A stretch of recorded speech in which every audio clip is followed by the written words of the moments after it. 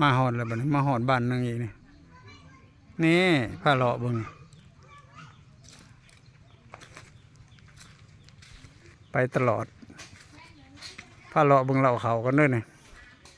เหล่าเขาใหญ่ เหล่าเขาใหญ่เด้อนี่เด้อ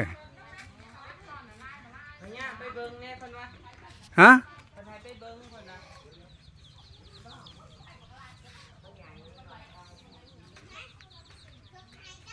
มื้อนี้มาฮอดพี่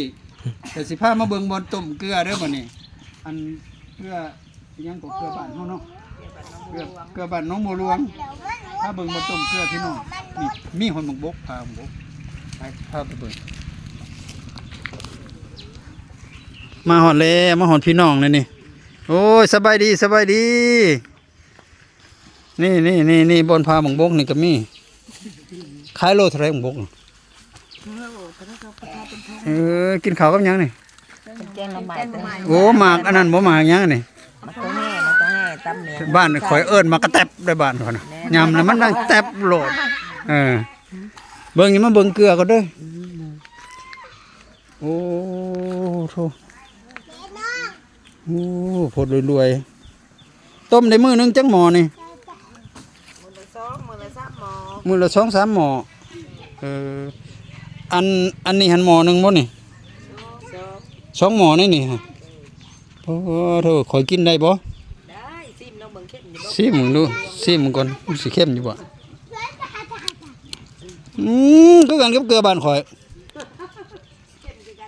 เข้มคือกันอันนี้ละว่าอันชุบเจ้ามาน่ะเขาเอิ้นขี้ท่าเนาะใช้ระบนเอาน้ำแก้วมันอยู่ใส่ล่ะระวังตกหมอนรกได้นี่นะฮะหมอนรกบ่ค่อยว่าหมอต้มเกลือมาเบิ่งบนน้ำแก้วมันก่อนอันนี้บ่ห้างนั่นโอ้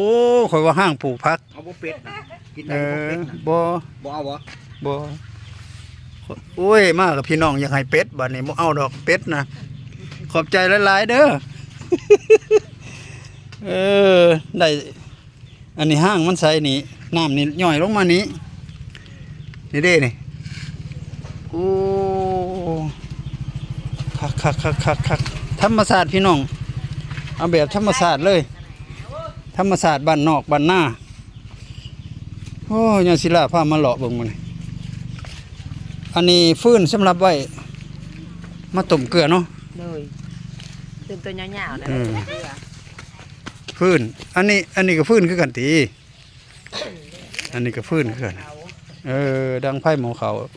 ฟืนมาต้มเกลือ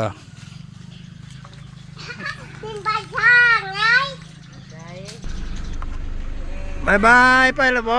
เมื่อก็เด้อวันนี้เด้อยกได้ไหมหามยกได้ไหมยกมือได้ไหมโอ้ยบายก่อนโอเคขอบใจอยู่ดีไม่แห้ง